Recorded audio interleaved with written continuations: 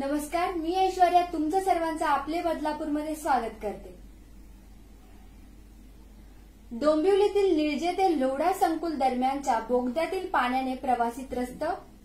बोगद्यात पाऊस सुरू झाल्यापासून पाणी तुंबतंय, त्यामुळे निळजे गावातील ग्रामस्थ, विद्यार्थी, महिलांचे हाल होत आहेत। टिटवाळा येथे बेकायदेशीर चाळींची उभारणी करणाऱ्या भूमाफियावर गुन्हा दाखल।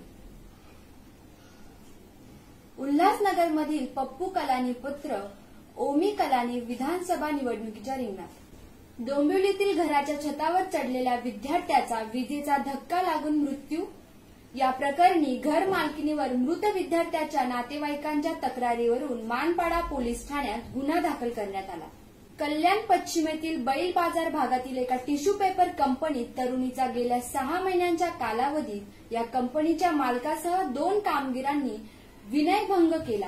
तरुणीला पर्यटनासाठी जाण्याचे आमिष दाखवून तिला उत्तर प्रदेशात नेऊन तिचा तिथेही विनयभंग केल्याची तक्रार या तरुणीने महात्मा फुले पोलीस ठाण्यात केली आहे। अर्नाळ्याच्या नवापूर येथील सेवेने सी रेस्टॉरंटमध्ये ठाण्याचे ठाकरे गटाचे माजी जिल्हा प्रमुख रघुनाथ मोरे यांचा मुलगा मिलिंद मोरे याचा संशयास्पद मृत्यू झाल्याची घटना रविवारी संध्याकाळी 5 वाजल्याच्या सुमारास घडली। मुंबईला पाणी पुरवठा करणाऱ्या धरणांच्या पाणीसाठ्यात वाढ झाल्यामुळे पाणी कपात मागे घेण्याचा निर्णय पालिका प्रशासनाने घेतला। त्यानुसार सोमवार 29 जुलैपासून मुंबईकरांवरील 10% पाणी कपात मागे घेण्यात येणार। उल्हासनगरमधील महापालिका आयुक्त अजित शेख यांच्या हस्ते 15 दिवसांपूर्वी उद्घाटन झालेल्या छत्रपती संभाजी चौकातील प्राथमिक आरोग्य केंद्राला पावसाने गळती लागली। या गळतीमुळे केंद्रात पाणीच पाणी झाले असून औषधी व इतर साहित्य भिजण्याची भीती व्यक्त होत आहे।